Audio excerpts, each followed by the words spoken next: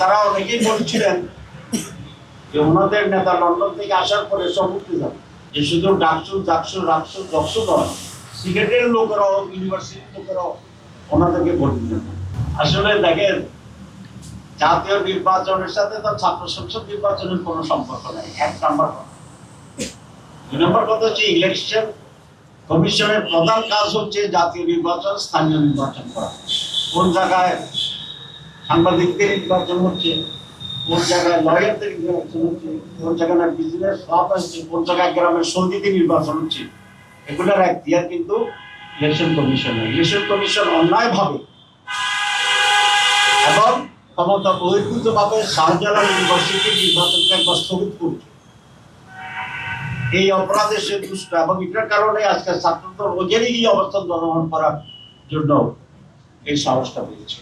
আপনারাই বলুন, একটা ইউনিভার্সিটি নির্বাচন হবে, ইউনিভার্সিটি আছে, তার শিক্ষক আছে, তার আলাদা আইন আছে, তার মেকানিজম আছে। কয়েকদিন আগে গভর্নরের নির্বাচন হয়েছে, যদিও চেষ্টা করেছিল স্টপ করার জন্য।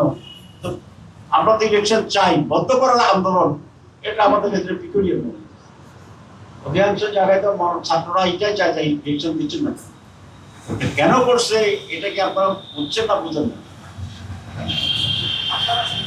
আপনারা বুঝেন না, তাহলে আপনি একটু বুঝে দিন। আপনারা যদি এত সহজ জিনিস বুঝতে পারেন না, এত বড় সাংবাদিকেরা, তাহলে এটা বলতে হয়। এটার কারণ হচ্ছে ডাকসুর পরাজয়, এটার কারণ হচ্ছে চাকসুর পরাজয়, এটার কারণ হচ্ছে ডাকসুর পরাজয়, তারপরটা হচ্ছে চকসুর পরাজয়। কারণ তারা অনেকেই বলছিলেন যে ওনাদের নেতা লন্ডন থেকে আসার পরে সব উঠতে যাবে, এবং যখন দেখা গেল আসার পরেও জগন্নাথের রেজাল্ট আগের সিলসিলায় ঠিক আছে। এখন জাতীয় নির্বাচনের পরে শাহজালালের একই ধরনের আরেকটি নির্বাচন, তাদের জন্য কিছুটা বদহজমি তো হইতেই পারে। মাছ বা যদি পোলাও খায় সেটা বদহজমি হবে। তারা এটা চান না যাদের কাছে আরেকবার পরিষ্কার করতে, যে শুধু ডাকসু নয়, সিলেটের লোকেরাও ইউনিভার্সিটির লোকেরাও ওনাদেরকে ভোট দিলেন। কোকো ও শিয়া বাটারের ইউনিক কম্বিনেশনে তৈরি Natura expert care body lotion স্কিনের ড্যামেজ হিল করে, ত্বক রাখে সফট ও ময়েশ্চারাইজ। লুকিয়ে আর কতদিন, বাই বাই ড্যামেজ স্কিন। এটাই একমাত্র কারণ, আর কোনো কারণ নেই।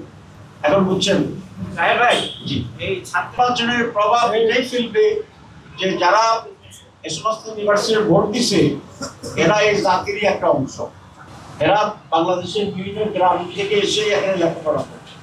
তো যে লোকটা ডাকসুতে শিবিরকে ভোট দিছে, সে বাড়িতে গিয়ে তো আর ছাত্রদের পক্ষে দেখবে না।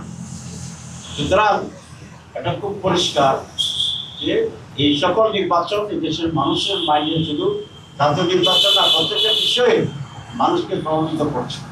ফখরুল সাহেব বলছেন যে এসব ছাত্র নির্বাচন জাতীয় নির্বাচনের প্রভাব ফেলবে না। যদি এই সবগুলোতে ছাত্রদল জিতত, তাহলে উনি কিন্তু বলবেন এই 5টি জায়গাতে এটা প্রমাণ হচ্ছে জাতি জামাত ইসলামীকে চায় না। যেহেতু জামাত ইসলামী ছাত্ররা জিতে গেছে, এই জন্য উনি বলছেন যে এটা কোনো প্রভাব পড়বে না। আপনারা এই গল্পটা জানেন না? এক কৃষক গরিবের ছেলে কলেজে ভর্তি হয়েছে ইউনিভার্সিটিতে, জমিদার বলে তোমার ছেলে কেন ভর্তি করছে, সে তো পাস করতে পারে। যখন পাস করছে বলে যে চাকরি পাবে, যখন চাকরিও পাইছে ওই বেতন দিবে না, যখন বেতনও পাচ্ছে ওইটাতে বরকত হবে না। এটা জানেন না? এখন ডাকসুতে জিতলে বলছে যাচ্ছি এক ইউনিভার্সিটি, যখন জকসুতে জিতে গেছে তাদের নেতা আসার পরে তখন বলে আচ্ছা না এরা ভুল করে দিয়েছে। এখন শাহজালাল সে অবস্থা। ইনশাআল্লাহ আপনারা সহ এই দেশের মানুষ সচেতন, এবং এই দেশের মানুষ পুরানো সাদাবাজি দখলবাজি এগুলা দেখতে চায় না।